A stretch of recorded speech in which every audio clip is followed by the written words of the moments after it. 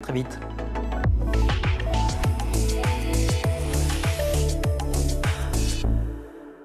Bonsoir à tous, merci de nous avoir rejoints pour ce grand JT de l'éducation. Voici le sommaire et une première question.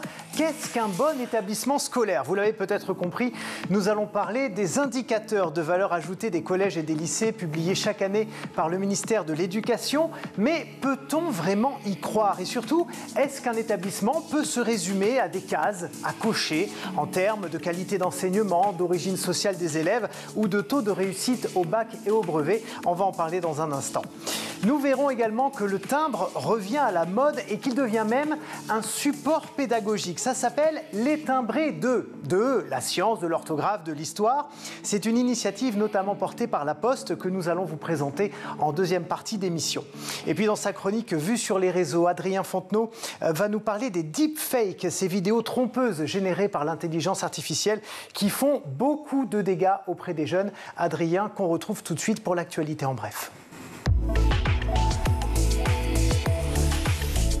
Bonsoir Adrien. Bonsoir Loïc, bonsoir à tous. Allez, on débute ce journal avec l'affaire Betaram. On en parlait hier, on continue d'en parler aujourd'hui avec la réaction des protagonistes. L'audition de François Bayrou aura duré plus de 5h30. Que faut-il en retenir? Eh bien que le Premier ministre a rejeté avec virulence les accusations de mensonges et de négligence sur les violences physiques et sexuelles au sein de cet établissement scolaire catholique. Ses premiers mots à la sortie de l'audition. On a pu montrer que tout ça était faux, avec des faits, des preuves, des dates. Et donc oui, pour moi, c'était un moment un peu libérateur. Une réaction sommaire. François Bayrou a passé hier son temps à se défendre. Je n'ai pas couvert des pratiques quelles qu'elles soient. Je n'ai pas eu d'informations privilégiées. Je ne suis pas resté sans rien faire quand j'ai découvert les affaires et je ne suis jamais intervenu dans une affaire. Pour le Premier ministre, les responsables de la commission d'enquête cherchent, je cite, à le coincer pour l'obliger à démissionner. Réaction de Fathia Keloahachi, la présidente PS de cette commission d'enquête sur les violences en milieu scolaire. J'ai auditionné François Bayrou, comme on a auditionné absolument toutes les personnes qui sont venues nous voir. Mais d'après vous, il a été sincère? Je n'en sais rien. En fait, mon objectif, c'est pas de voir la sincérité du Premier ministre, c'est de comprendre. Par exemple, on va prendre un fait, juste. Il dit n'avoir jamais entendu parler de faits de violence graves. Il a dit d'ailleurs, on entendait parler de gifles, ni sexuelles à Betaram, avant que la presse n'en parle. Vous le croyez ou pas? Ah, mais c'est tout à fait possible. Mais par contre, le problème de fond, c'est qu'il n'a pas du tout dit cela aux 3 questions au gouvernement. En fait, le problème, c'est qu'il a changé de version. C'est ça qui vous... Et bien sûr. En fait, ça a été une discussion très difficile, très compliquée. Moi, j'ai trouvé beaucoup de confusion. Est-ce qu'il est sincère? Je le souhaite. Et vous en pense êtes que c'est important. Je pense que c'est important qu'il le soit. Mais vu qu'il n'a pas été suffisamment direct dans ses réponses, c'est compliqué de démêler le vrai du faux.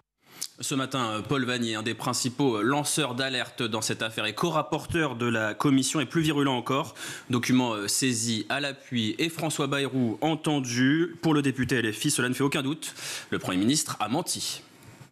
François Bayrou nous révèle par exemple qu'en tant que ministre de l'Éducation nationale, il commande un rapport d'inspection en 1996 sur Boramo, sur Betaram, et il nous dit hier n'en lire que la conclusion. 5 lignes sur un rapport de 3 pages qui contient des descriptions de châtiments corporels, de violences, des éléments qui sont accablants, qui sont alarmants. Et il y a là une défaillance politique, la sienne, majeure, car je veux dire que si en 1996, des conclusions à la hauteur de ce que contenait le rapport avaient été tirées, des centaines de vies d'enfants auraient été protégées. Mais vous sous-entendez, en posant cette question, avez-vous protégé, pourquoi avoir protégé des pédocriminels? J'ai jamais dit ça, monsieur, et chacun peut accéder à la victime de pédocriminels. Pourquoi ne pas avoir protégé des enfants, monsieur? Voilà la question que j'ai posée au Premier ministre et je la maintiens. C'est une question décisive pour les élèves de Betaram comme pour tous les élèves de notre pays.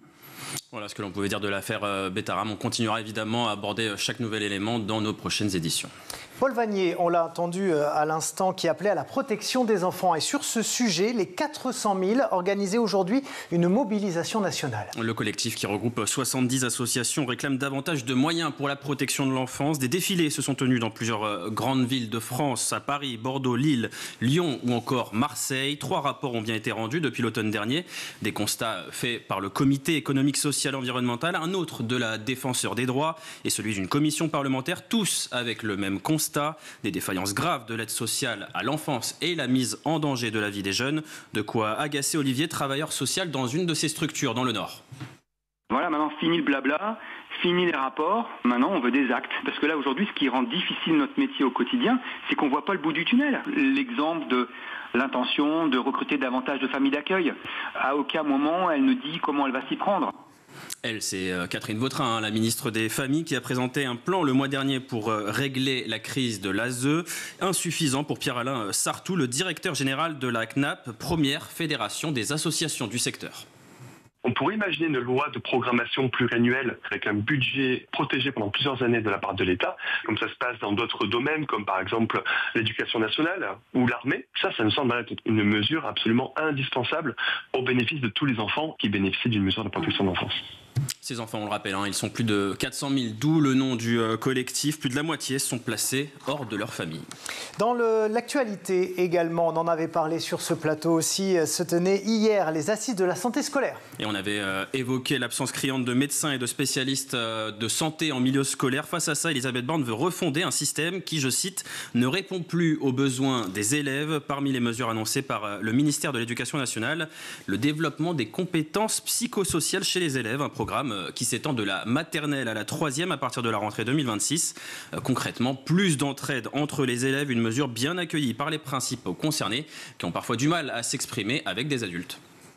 Ça m'arrive de faire parfois des crises d'angoisse entre les cours et tout. J'essaye de faire bonne figure et pas parler de mes problèmes et tout, que les gens le voient pas. Je trouve que c'est mieux d'en parler avec quelqu'un qui a à peu près notre âge, parce qu'ils peuvent plus comprendre que les personnes âgées.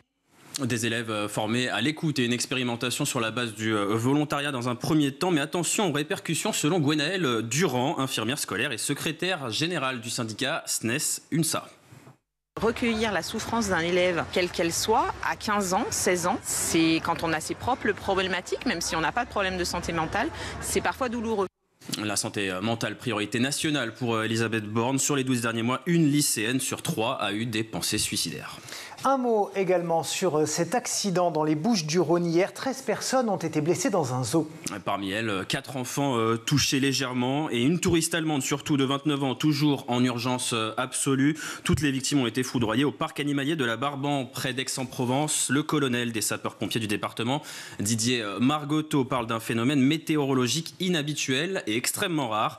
Et il a un nom, c'est l'effet flash. La foudre peut parfois toucher un arbre, par exemple, ou une structure métallique, et les personnes qui se trouvent à proximité peuvent être touchées par la foudre de manière indirecte. C'est ce que nous explique le météorologue Paul Marquis. Quand des personnes sont regroupées, la foudre peut passer d'une personne à l'autre car le corps est conducteur de courant. Le zoo de la Barban était de nouveau ouvert dès aujourd'hui. Aucun animal n'a été touché, aucune infrastructure n'a aussi été endommagée par cet éclair.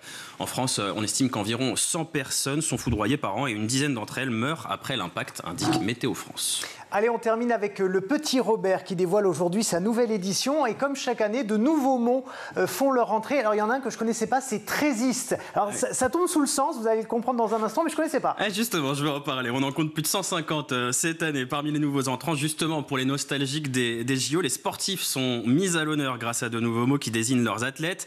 Alors, par exemple, taekwondoïste, vous voyez, ouais, mais c'est compliqué à dire en même temps. Trampoliniste, alors du coup là vous aurez deviné les sports, mais on a aussi le mot trésiste justement pour les joueurs du rugby à 13.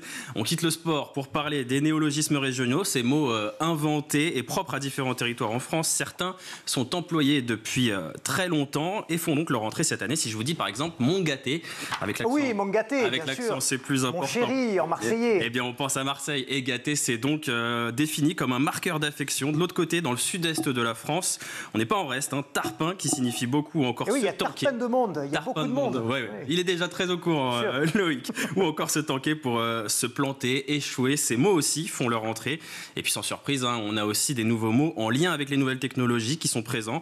On retrouve par exemple le mot TikToker, TikTokeuse pour une personne qui utilise TikTok, le verbe stalker pour désigner le fait d'épier les faits et gestes de quelqu'un sur Internet.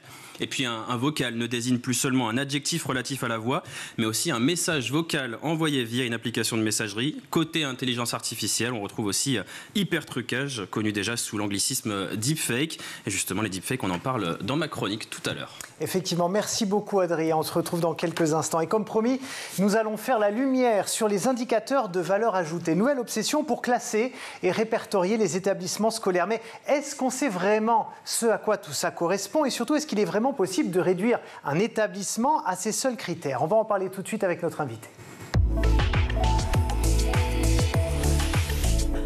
J'ai le grand plaisir d'accueillir Pauline Givors. Bonsoir. Bonsoir. Vous êtes économiste et co-auteur d'une étude intitulée « Qu'est-ce qu'un bon lycée ? Mesurer les effets établissements au-delà de la moyenne ». Une étude qui est parue en 2021. Merci d'être avec nous. Vous êtes d'ailleurs assez critique sur la façon dont sont élaborés ces indicateurs de valeur ajoutée. Mais avant d'en parler, est-ce qu'on peut les définir, dire ce que c'est clairement? Parce que ce n'est pas très clair. Oui, alors c'est toujours un peu technique, mais je vais commencer par dire quels sont les objectifs de ces indicateurs de valeur ajoutée. Donc le principe des indicateurs de valeur ajoutée, c'est d'essayer de mesurer ce qu'apporte un établissement, donc un lycée par exemple, aux élèves qui sont dans ce lycée. Et la difficulté, c'est qu'on ne peut pas se contenter de regarder comment est-ce que ces élèves sont arrivés à la fin, parce que, comme on le sait, les lycées ne scolarisent pas les mêmes types d'élèves. Et les caractéristiques personnelles des élèves, l'environnement familial, le niveau initial, tout le parcours avant, c'est des prédicteurs de la réussite, quel que soit le lycée dans lequel on est.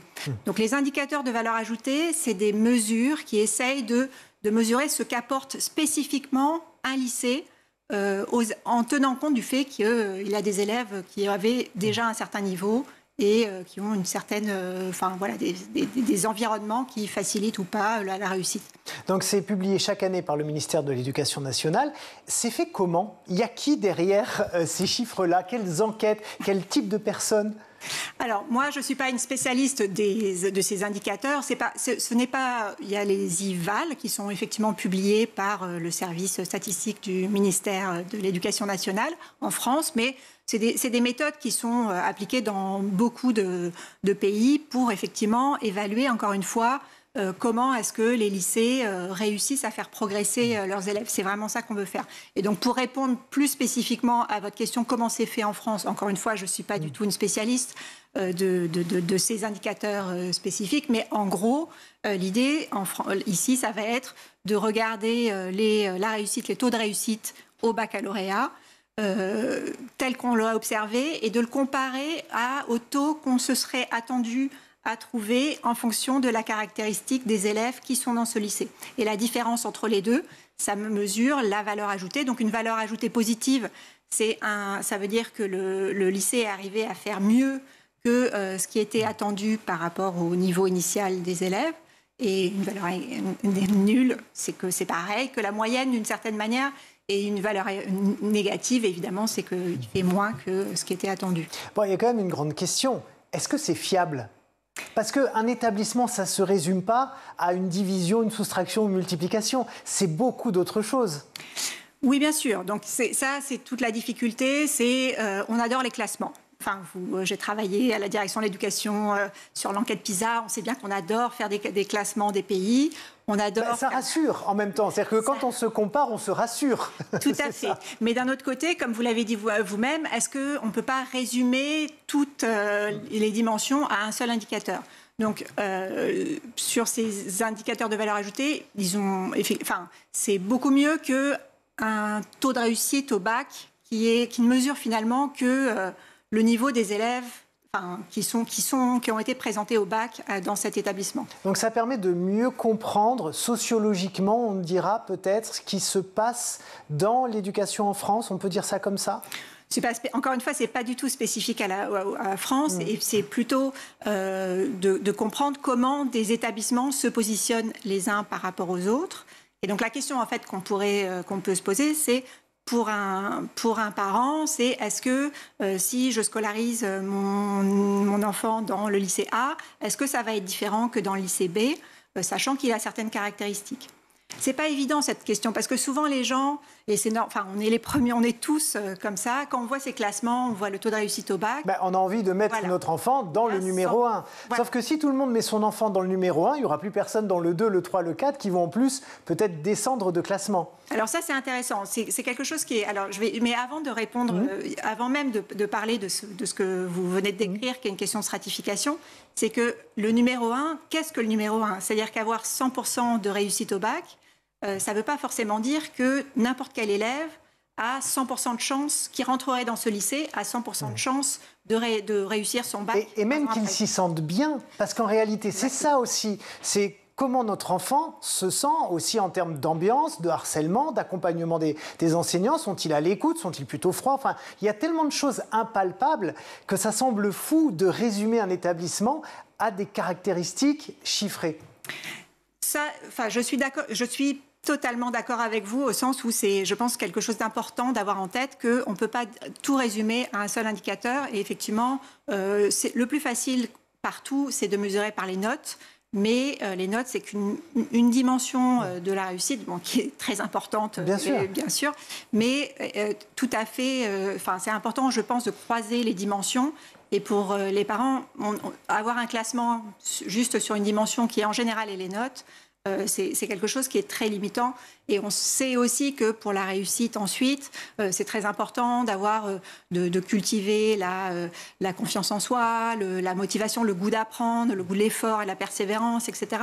Et ça, c'est des dimensions qui sont beaucoup plus difficiles à mesurer, même si certains essayent, mais on ne pourra pas le faire de manière systématique. Et donc, on a plus de... si on voulait évaluer complètement les établissements, ce sont des dimensions qui sont aussi à prendre en compte. Alors, ce dont on parlait il y a un instant, à savoir le classement, le numéro 1, tous les parents veulent mettre leurs enfants dans le number 1. Finalement, le numéro 2, le numéro 3, le numéro 4 vont être un petit peu dépeuplés. Il va y avoir aussi peut-être moins de mixité sociale. C'est un petit peu pernicieux, ce système de classement en réalité. Tout à fait. Ça, c'est quelque chose qu'on observe. Alors, quand j'étais à la direction de l'éducation, j'avais beaucoup travaillé sur les questions de choix scolaires. Et c'est quelque chose qu'on voit très vite, c'est que dès qu'on a plus de choix sans régulation, on a un mécanisme où on peut le modéliser, où c'est plus optimal pour les établissements, finalement, de sélectionner les meilleurs élèves, et donc qui sont sûrs de réussir, quelle que soit l'ambiance dans l'établissement, quelles que soient les pratiques pédagogiques, etc. Et donc, on va avoir des établissements, effectivement, qui seront, du coup, tous concentrés dans les meilleurs lycées. Enfin, les meilleurs lycées au sens où ceux où il y a déjà des meilleurs élèves. Et puis, on va avoir une stratification, ce qu'on appelle une stratification ou une ségrégation scolaire ou sociale. Et ça a des effets qui sont très négatifs sur le long terme, au sens où ça a tendance à s'amplifier. C'est-à-dire que plus vous avez ça, ce qu'on peut montrer, c'est que les élèves qui sont déjà en difficulté se retrouver qu'avec des élèves en difficulté, ça a tendance à aggraver les effets.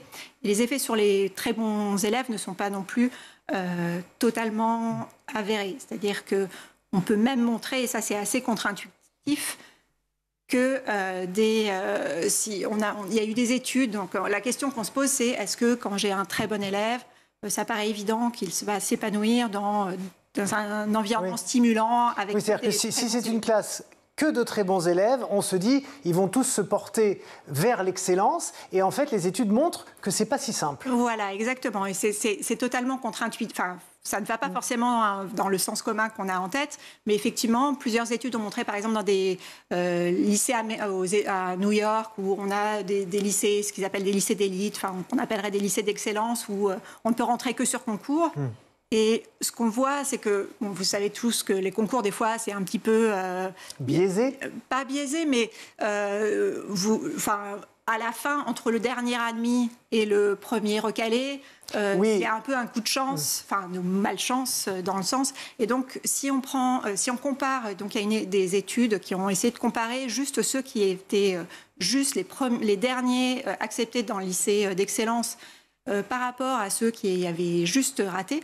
Et contrairement à l'intuition, c'est plutôt ceux qui avaient juste raté et qui n'ont pas pu rentrer dans le lycée d'excellence réussissaient mieux ultérieurement que ceux qui avaient ça. qui est complètement à l'encontre de ce qu'on pourrait penser. Ouais. On parlait donc du problème de mixité sociale, d'investissement, peut-être aussi des villes et des régions. Dans tel collège ou tel lycée, on va peut-être avoir la directrice de telle région, le directeur qui va dire « Ah ben tiens, moi ce petit lycée-là, vu qu'il est numéro 1, je vais peut-être m'en occuper un petit peu plus, ou tel collège également. » Donc il y a ça. Et puis cet effet de ségrégation qui est très important dans un monde où on essaye évidemment de prendre les moins bons élèves et de les faire performer.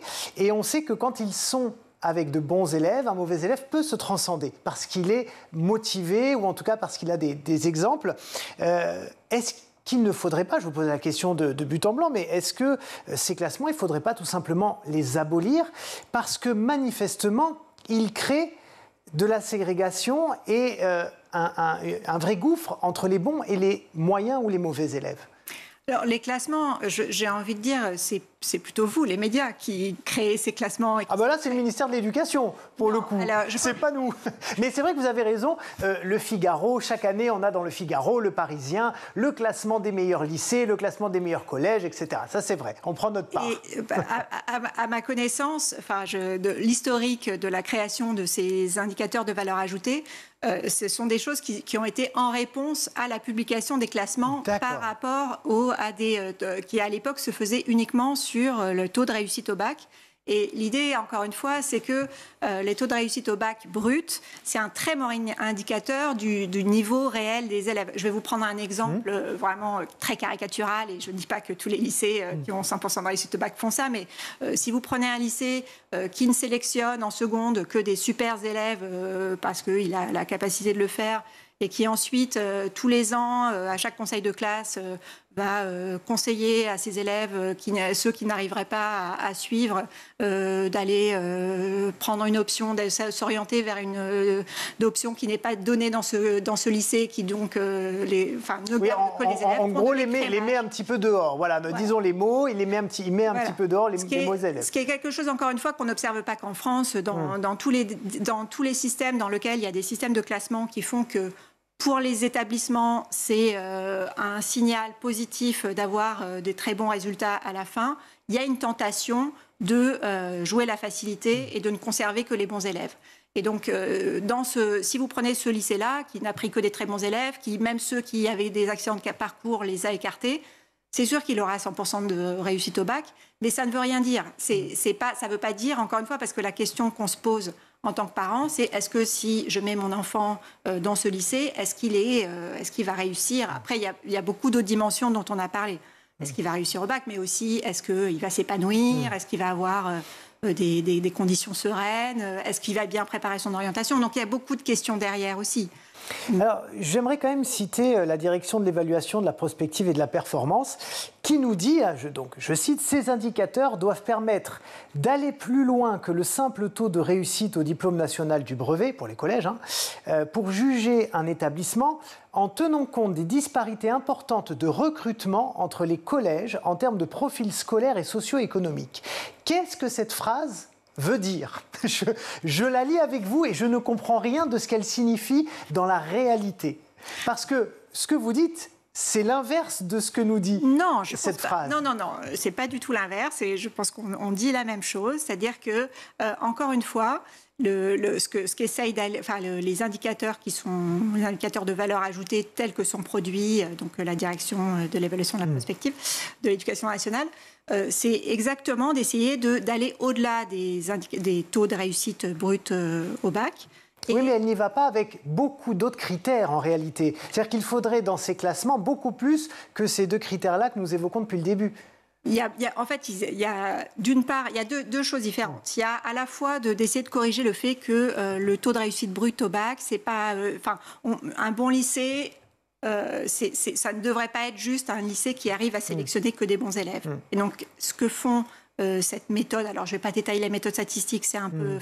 Oui, puis on n'a pas le temps malheureusement. Voilà. Donc, ce que fait cette méthode, c'est ça, c'est-à-dire essayer d'essayer, dans la mesure du possible, d'enlever ce qui relève juste du fait d'avoir une pratique de sélection des élèves versus, effectivement, faire progresser les élèves. Donc ça, c'est juste sur la dimension. Après, il y a d'autres dimensions exactement. Et en fait, en l'occurrence, parmi les indicateurs qui sont produits par l'ADEPE, elle produit aussi des indicateurs de est-ce qu'un lycée arrive à faire, je crois qu'ils appellent ça les taux d'accès, quel est le taux d'élèves qui sont rentrés en seconde et qui arrivent jusqu'à la terminale. Et donc ça, encore une fois, c'est un peu justement par rapport à mon exemple un peu caricatural du lycée. Alors dans la littérature comme ça, on appelle ça l'écrémage, qui ne garde que les meilleurs. Oui, mais au moins c'est visuel, on voit très bien. Qui ne garde que les meilleurs. Le taux d'accès, qui est aussi produit par l'ADEPE. Mais encore une fois, la question, c'est, la production de l'ADEPE produit plusieurs types d'indicateurs. Mais quand on veut faire un classement, parce qu'on a tendance à ne prendre qu'un seul, alors qu'effectivement, il faudrait croiser de beaucoup de dimensions. Parce que j'ai vraiment l'impression qu'on mélange un petit peu la qualité intrinsèque d'un établissement et des professeurs avec la qualité des élèves. C'est quand même deux choses différentes. J'ai l'impression que ce classement nous dit, avec les meilleurs élèves, vous avez de meilleurs résultats, mais il ne nous dit rien de ce que fait l'établissement pour ses élèves. Est-ce que vous comprenez la nuance que j'essaye de... Tout à fait, mais c'est une nuance... très très importante, mais je pense justement que ces indicateurs essayent de faire ça. C'est-à-dire est-ce qu'ils y parviennent? C'est ça la question. Alors c'est une question très très compliquée au sens où, pour des questions statistiques, encore une fois, c'est une question très très compliquée de différencier ce qui relève de l'effet propre effectivement du lycée de ses effets de composition. Donc, en fait, si on voulait le faire parfaitement bien, il faudrait, mais évidemment, c'est pas personne de. Je ne dis pas qu'il faut le faire. Il faudrait prendre allouer au hasard tous les élèves, et puis comparer les lycées entre eux. Et là, on aurait vraiment l'effet propre des lycées. Donc, évidemment, c'est pas possible. Donc, on a ces méthodes, mais plus il y a de la stratification. C'est-à-dire parce que l'idée, c'est quand même de se dire, est-ce qu'un très bon élève, un élève qui a eu 18 de moyenne au brevet, et puis il est quasiment sûr d'avoir son bac, de toute façon. Donc, quel que soit le lycée dans lequel il est. Donc, c'est vraiment l'idée de ces indicateurs, c'est vraiment de valeur ajoutée, c'est vraiment de se dire ça. C'est-à-dire qu'il y a des élèves, dans n'importe quel lycée, ils auront des très bons résultats au baccalauréat. Mais on veut se poser la question de certains, selon le lycée dans lequel il est, est-ce que ça fait une différence? Et donc, ce que ces indicateurs de valeur ajoutée essayent de mesurer, c'est est-ce que ça fait une différence d'être dans tel ou tel lycée? Effectivement, ce qui rend cette mesure difficile, c'est qu'en général, il y a tellement, comme il y a beaucoup des lycées très différenciés en termes de niveau, c'est pas très simple de vraiment se mettre dans ce qu'on appellerait quelque chose de contrefactuel qui serait n'importe quel élève dans n'importe quel lycée. Ce serait quoi alors pour vous un bon établissement? Comment vous le définiriez vous? Je pense que, comme beaucoup de parents, il y a un peu une définition un peu générale. C'est un lycée qui permet de faire réussir ses élèves, d'avoir une scolarité sereine et puis de préparer au mieux leur orientation. Donc, si on devait conseiller au ministère de l'Éducation, alors là, on prend carrément la grossesse, on leur donne des conseils, mais si on a quelqu'un du ministère de l'Éducation qui nous regarde, quels critères on pourrait injecter dans ces classements, un seul, pour qu'ils deviennent peut-être un peu plus précis et peut-être un peu plus intéressant?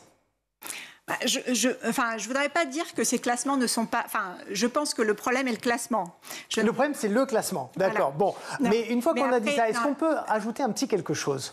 Après, je pense que ces indicateurs en eux-mêmes sont intéressants, c'est de les regarder dans leur variété. Ensuite, il y a d'autres dimensions. Nous, dans l'étude que vous citez, on regardait aussi dans quelle mesure les lycées arrivaient à faire rassembler, à réduire un peu les écarts entre les élèves. Parce qu'un niveau moyen, ça mesure aussi des choses qui peuvent être très différentes. Vous pouvez avoir des lycées qui obtiennent, je sais pas, encore une fois de manière caricaturale, tout le monde à 14. On peut aussi avoir quelque chose où on a quelques très très très bons élèves et puis tous les autres qui sont intégrés. On peut avoir la même moyenne et donc ça c'est aussi quelque chose qui est important. Et après un autre indicateur, je sais que je vous frustre sur ça. Alors en quelques mots avant que l'interview se termine. Bien sûr, on voudrait aussi avoir mais c'est très difficile à mesurer, des indicateurs sur la capacité à transmettre les goûts de l'effort et la motivation qui sont des dimensions importantes pour la suite. Merci beaucoup Pauline Givord d'avoir été avec nous et de nous avoir éclairé sur ces indicateurs porteurs de valeur ajoutée. On marque une courte pause, chers amis, et on revient dans un instant.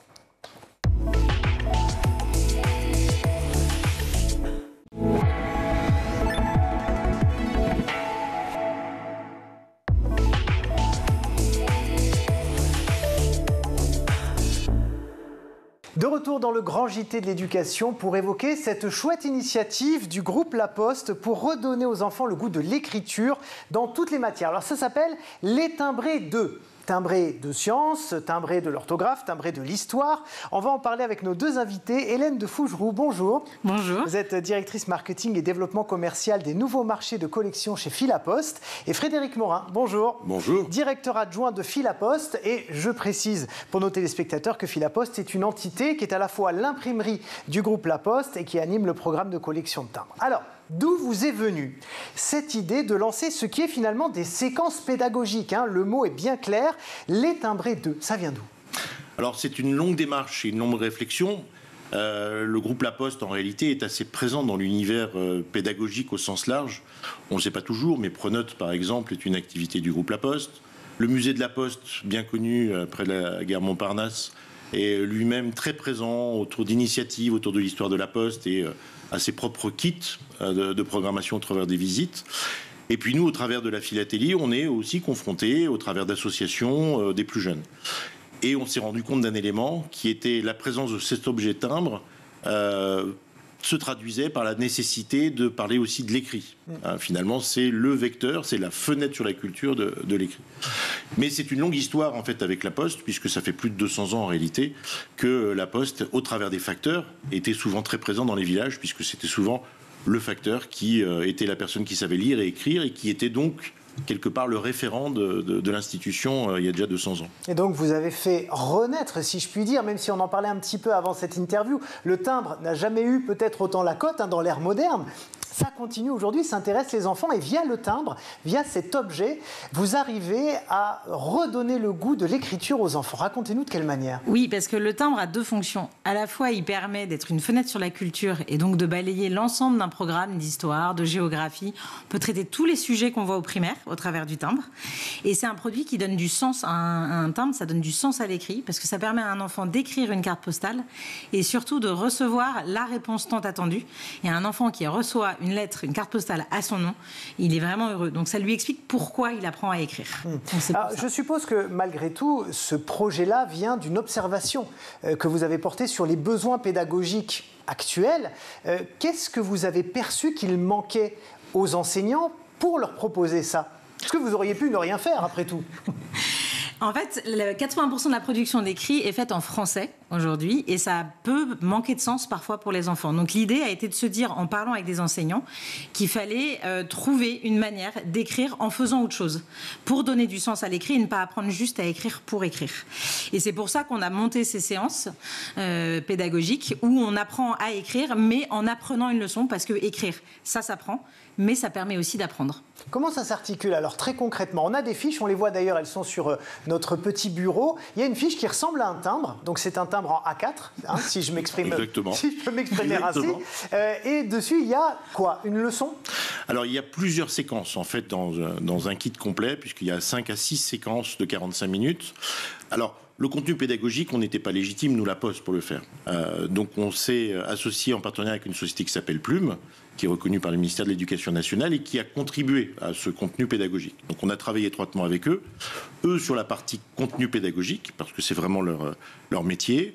Nous, pour l'habillage et quelque part apporter des visuels que sont ces timbres, puisque finalement, le petit objet timbre, et on l'a expérimenté au travers de classes, prend une dimension assez ludique pour justifier la description d'une séquence. Donc, concrètement, dans ces kits, vous avez à la fois des séquences de 45 minutes qui va traiter d'un sujet. Là, je crois qu'on est sur les exemples sur l'histoire de la romanisation de la Gaule. On en a fait aussi sur les sciences et sur les ours à travers le monde. Donc, toute la programmation est faite autour de ces visuels, des objets de la romanisation de la Gaule au travers de timbres. Il y a des fiches à destination du professeur des écoles de son côté. Et puis, ce qui est important, puisqu'on a fait beaucoup d'expérimentations auprès de ces écoles, ce qui ressortait aussi, c'est que pour la concentration des élèves, il fallait que le support pour les élèves soit de qualité. Donc le pari qu'on a pris, c'est de dire, on ne va pas simplement faire des séquences pédagogiques avec des fiches pour l'instituteur. Par contre, on va aussi proposer directement les copies couleurs pour les élèves. C'est-à-dire que la partie réponse des élèves est aussi essentielle. Le test, on l'a fait sur plusieurs dizaines de classes. Et effectivement, l'un des éléments qui est ressorti, c'est que les élèves étaient ravis d'avoir un support de qualité qui ne soit pas, entre guillemets, une photocopie noir et blanc, dont on sait souvent que c'est des contraintes budgétaires entre la mairie et une école pour savoir qui fait les photocopies. Et donc, on s'est dit, en tant qu'imprimeur, puisque c'est quand même aussi notre métier, on se doit d'apporter un contenu sur le fond et sur la forme qui soit de qualité. Et c'est ce que j'allais dire parce que je les ai eus entre les mains juste avant de les poser au milieu de cette table et on est sur une qualité de papier qui n'est pas celle des photocopies. Donc on n'a pas l'impression d'être à l'école avec un papier comme ça qu'on nous lève, mais d'avoir un objet précieux dans la main. Ça doit changer le rapport qu'ont les enfants avec ce qu'il y a dedans. Oui, selon les supports, en fait, il y a vraiment les fiches pour l'enseignant qui sont réutilisables et qui sont donc, du coup légèrement cartonnées, pelliculées.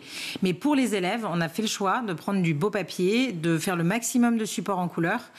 Et s'ils ont besoin de les découper et de les recoller, ça se tient. C'est pas un papier qui se déchire.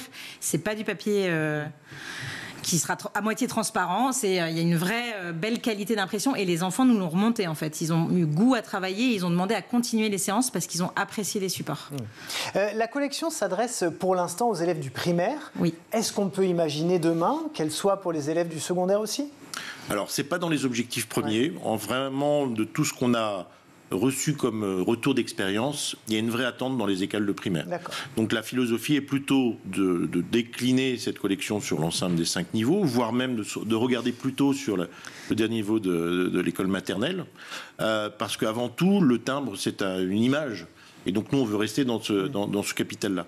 Et pour finir, peut-être ce que vous disiez sur la qualité du papier, oublions jamais que l'écrit, lorsque vous faites une carte postale, lorsque vous faites une lettre, la qualité même du support pour de l'écrit est essentielle dans la qualité de la correspondance que vous allez faire. Et donc, et même on écrit différemment quand on gribouille sur une feuille comme ça, un peu légère.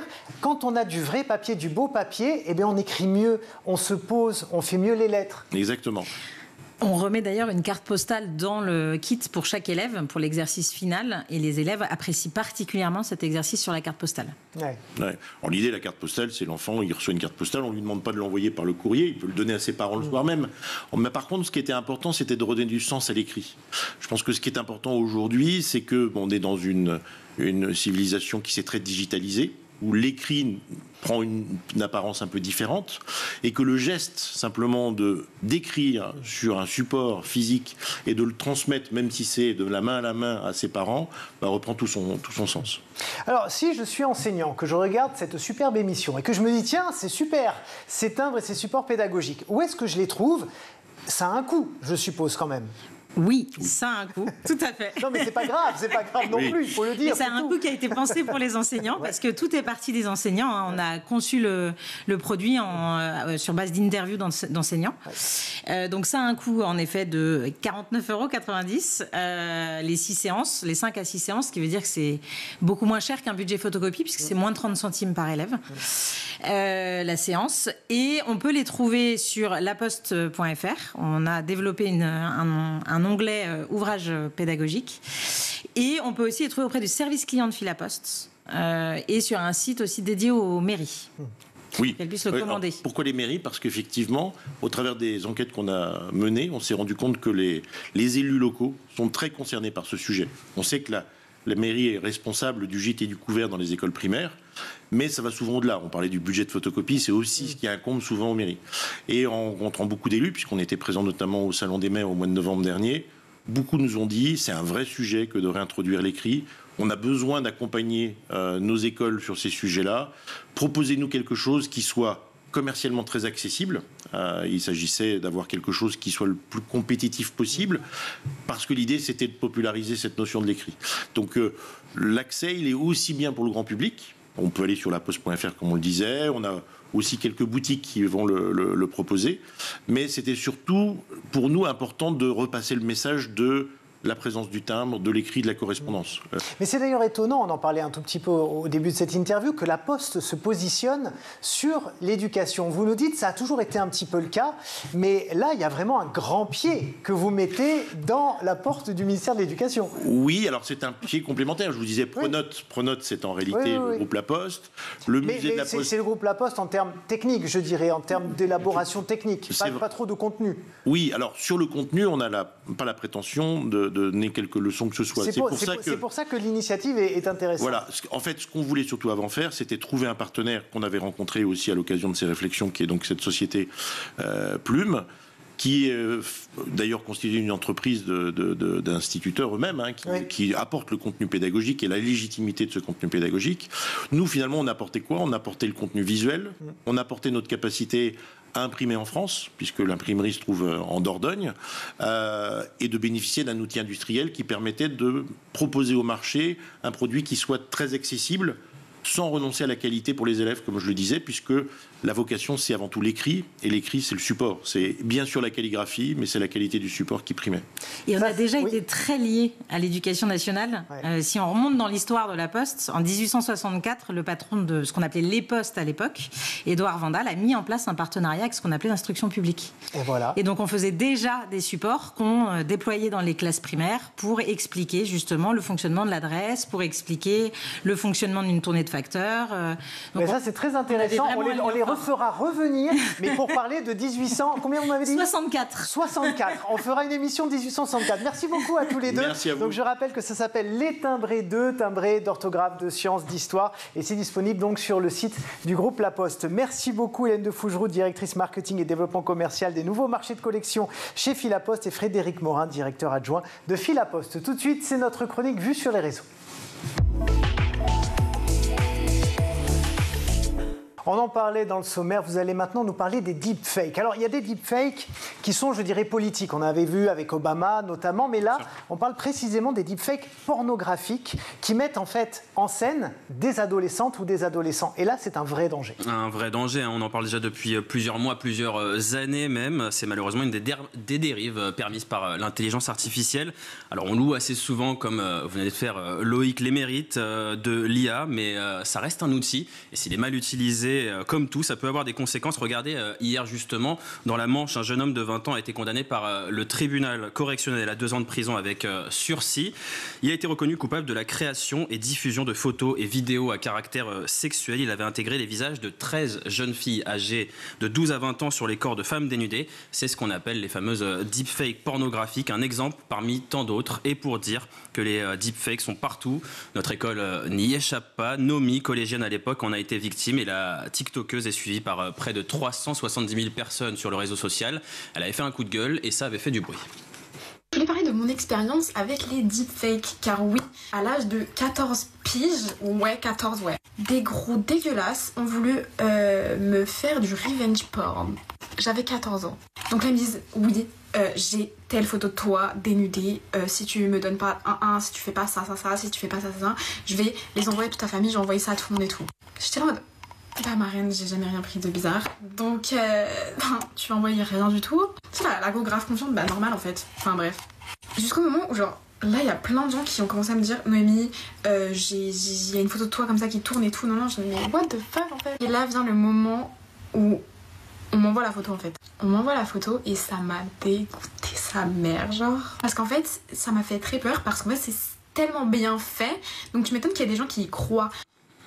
Alors c'est évidemment totalement révoltant. Je parlais de Barack Obama, c'était il y a une petite dizaine d'années à l'époque où il avait été victime. Ça a été d'ailleurs peut-être l'une des premières grandes célébrités à être victime de ces deepfakes. Et ça touche tout le monde, mais d'abord évidemment aussi les célébrités. Oui, c'est une cible forcément plus facile. Alors impossible de dire le nombre exact de deepfakes pornographiques produits chaque année, mais il existe quand même une étude réalisée par une entreprise de cybersécurité américaine. Elle estimait que plus de 100 000 deepfakes avaient été mis en ligne en 2024 sur des sites pour adultes. Un chiffre qui ne prend pas en compte ceux qui s'échangent directement sur les forums et les messageries. En tout cas, le phénomène explose. La production de deepfakes à caractère sexuel a été multipliée, tenez-vous, par 5 depuis 2019. Et il touche d'abord les célébrités, donc les femmes qui s'exposent sur les réseaux sociaux. C'est le cas de l'une des influenceuses françaises les plus connues, Léna Situation.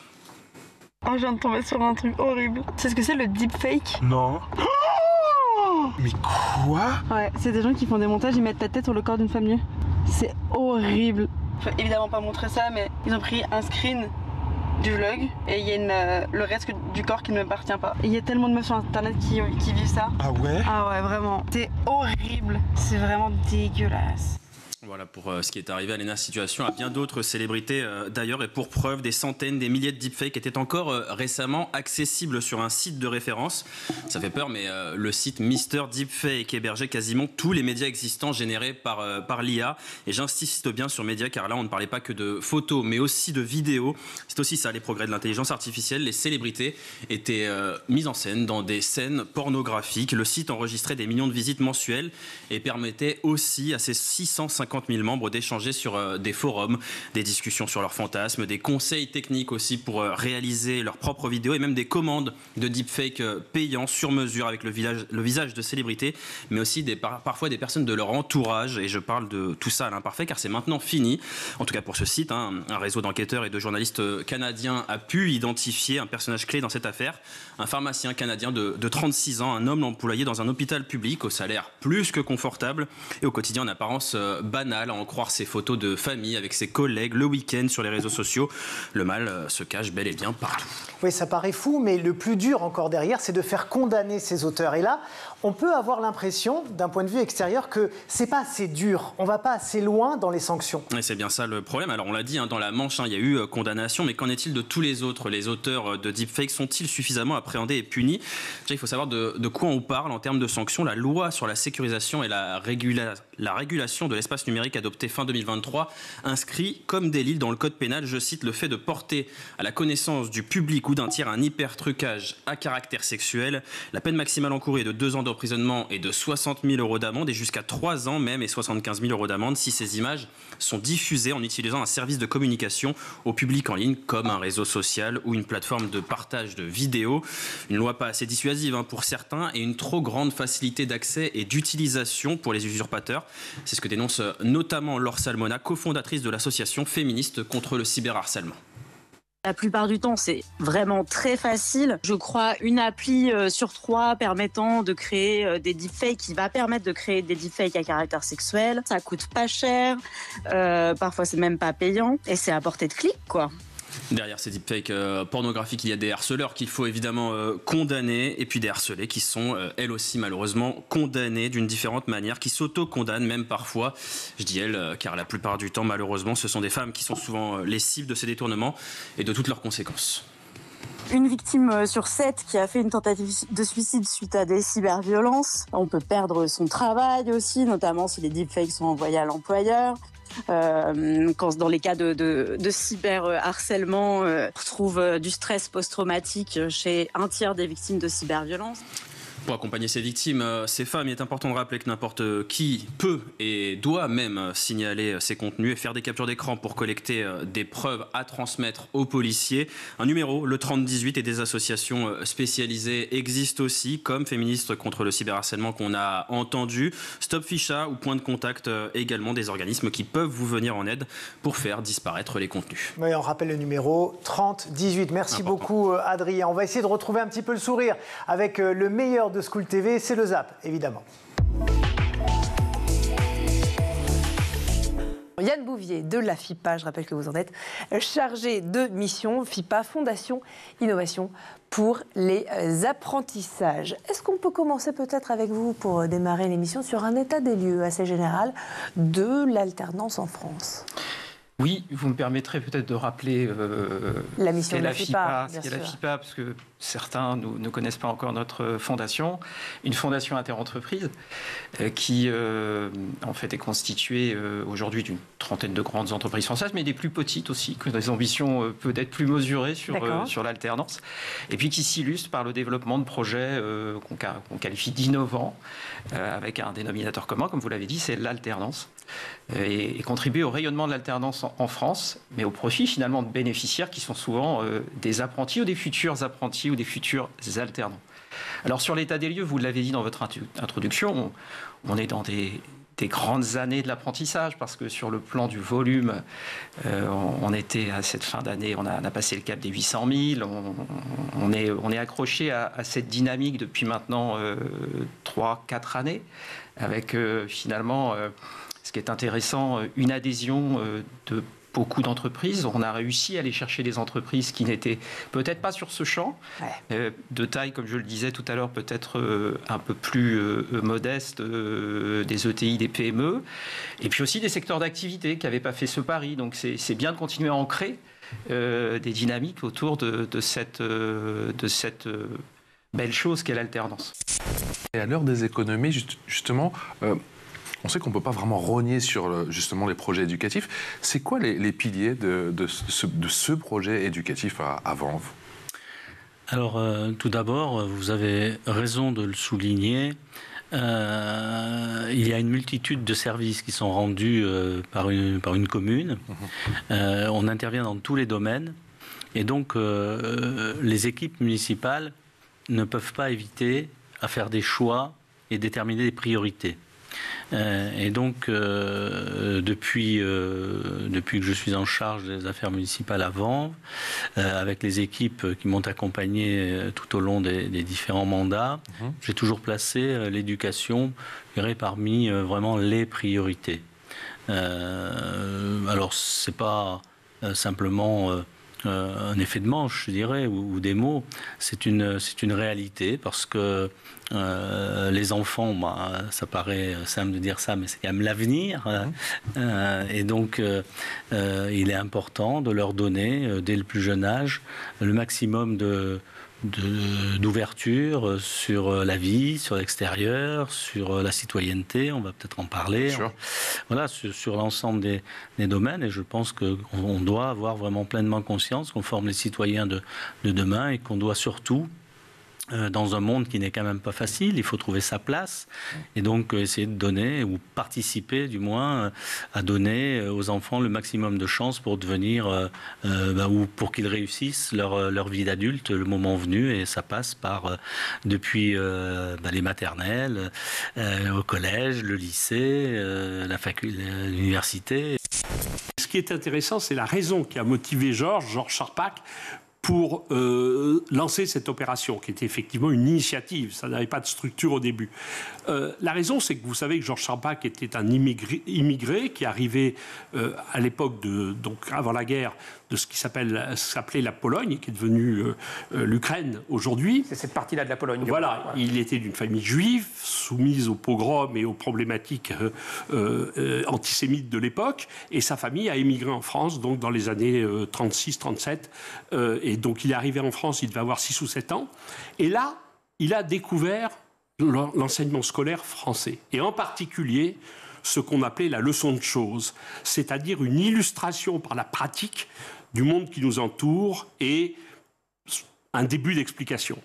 Il en avait un souvenir émerveillé, et il trouvait que c'était un monde qui s'ouvrait devant lui, et qui ensuite l'a conduit à sa carrière de scientifique qui lui a valu le prix Nobel des années après. Un petit mot de la leçon de choses. L'instituteur, parce que c'était souvent des hommes, enfin ou l'institutrice, partait d'une question assez concrète généralement, et il faisait le raisonnement. C'est-à-dire que la particularité, c'est que ça s'appuyait quand même sur des expériences, c'était pas seulement un cours magistral.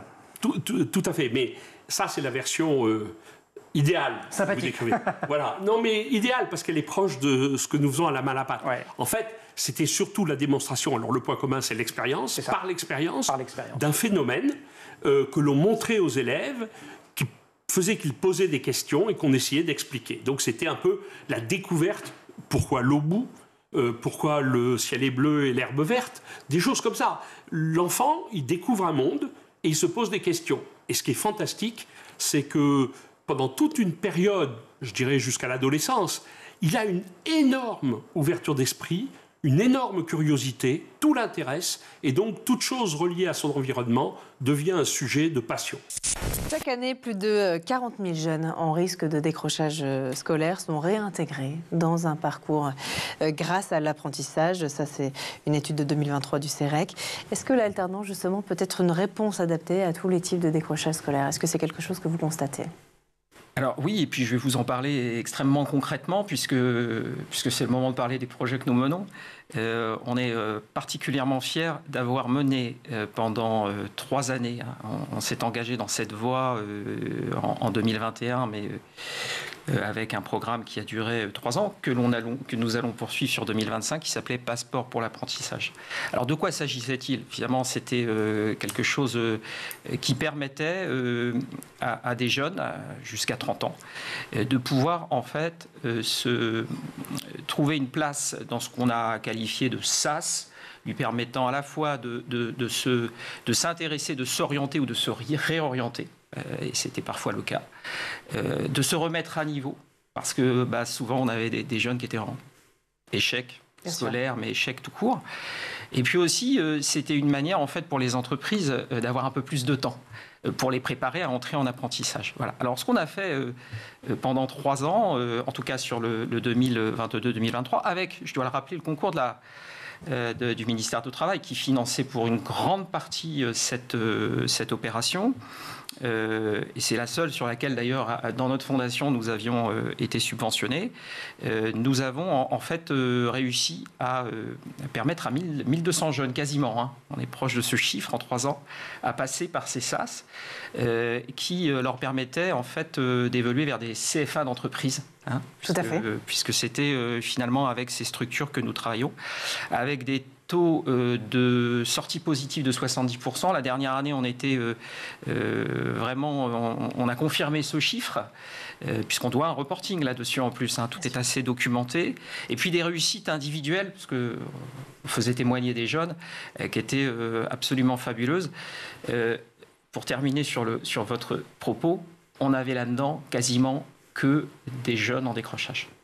Quasiment, je dirais à 70%, c'était des jeunes en décrochage. On s'adressait finalement à des personnes qui étaient forcément demandances d'emploi, ou comme on le dit, c'est un acronyme, c'est ni en emploi ni en formation, ce sont les NEET. Pourquoi vous trouvez important que ces séjours existent dans la construction d'un enfant, par exemple? Vous savez, je vais me confier un peu personnellement, mais je suis né dans une colonie de vacances. Et donc, depuis mon plus jeune âge, j'ai été intégré dans les équipes d'enfants des colonies de vacances. Et dès que j'ai eu 16 ans, comme je connaissais un peu le sujet déjà sur le bout des doigts, parce que j'ai baigné là-dedans depuis la petite enfance, eh bien, j'ai commencé à être animateur, puis directeur, puis formateur de... Ah oui, donc c'est vraiment un sujet qui vous tient particulièrement à cœur. J'ai participé à la création d'IFAC, Institut de formation des animateurs de collectivité, qu'a créé André Santini dans les années 75. Et on va d'ailleurs fêter les 50 ans d'IFAC cette année, qui est un des plus grands organismes de formation d'animateurs de collectivité. Qu'est-ce que ça vous a apporté? Ça m'a apporté énormément de choses. Le goût des autres. Je dirais que la première chose que ça m'a apporté, et c'est pour ça que j'encourage souvent des jeunes à faire les formations BAFA, ou BAFD, c'est parce que c'est la seule, quasiment une des seules missions que je peux identifier où on va donner à des jeunes, ou des adultes très jeunes, donc à partir de 18 ans, l'âge légal, pour encadrer des enfants, de telles responsabilités. Et l'apprentissage des responsabilités très jeunes, c'est pas une chance qui est offerte à tout le monde. Et ceux qui savent la saisir, eh bien, c'est un vrai atout qu'on leur donne dès le démarrage, parce que travailler auprès des enfants, c'est sans des responsabilités. Attention à l'enfant, bien-être de l'enfant, moral, physique, les rythmes de l'enfant, encadrer un séjour, c'est toute une organisation. Au moment où Goscinny et Uderzo créent le personnage d'Astérix, ça fait pas si longtemps que ça, au regard de l'histoire du moins, qu'on parle des Gaulois dans les manuels scolaires. Jusqu'à la Troisième République, ils n'ont pas une place très importante. Et Vercingétorix, personne ne sait qui c'est. Alors, sous l'Ancien Régime, en fin de compte, ce qui est écrit, c'était l'histoire des rois, et pas l'histoire du peuple. Et il a fallu, en fin de compte, la Révolution, pour qu'on essaie de construire une histoire du peuple français, et donc d'en essayer d'en retrouver l'origine, et en l'occurrence, de prendre les Gaulois comme socle à cette histoire des Français. Et donc, à partir de ce moment-là, on n'écrit plus une histoire des rois, mais une histoire de la France. Et la France, on fait commencer l'histoire de France au premier texte, et donc à ceux qui évoquent nos Gaulois. Et si je parle de la Troisième République, la fin du 19e siècle, c'est qu'on est juste après la défaite cinglante de 1870, et il y a cette idée dans l'école républicaine, et l'école de Jules Ferry ou de Ferdinand Buisson encore plus, dont on parle beaucoup aujourd'hui, il faut fabriquer des héros. Bien entendu. Il faut rendre sa fierté à la France, et c'est là où on se dit, bah, tiens, Vercingétorix, ça va être pas mal. Voilà, c'est une fonction politique. C'est le perdant qui est magnifique. C'est Poulidor, c'est le perdant magnifique. Exactement, c'est celui qui est capable de fédérer les populations et de montrer on peut résister. Voilà, c'est le résistant. Voilà, c'est la fin de ce grand JT de l'éducation. Un grand merci de l'avoir suivi. Merci Adrien. Merci Loïc. Alors, on vous retrouve mardi et mercredi prochain. Je dis ça pour tous les proches d'Adrien Fontenot. Si vous le cherchez, il est chez nous. Ne l'appelez pas entre 20h c'est mon planning. Et 21h. Voilà, vous savez qu'il est là. Merci également à Xavier Sanchez. Au son, c'était Mickaël Fristo. Au maquillage, Laure Audemont, Laura Girard et Emma Ferré à la rédaction. Et demain, évidemment, le grand retour de Virginie Guillaume. Bye bye.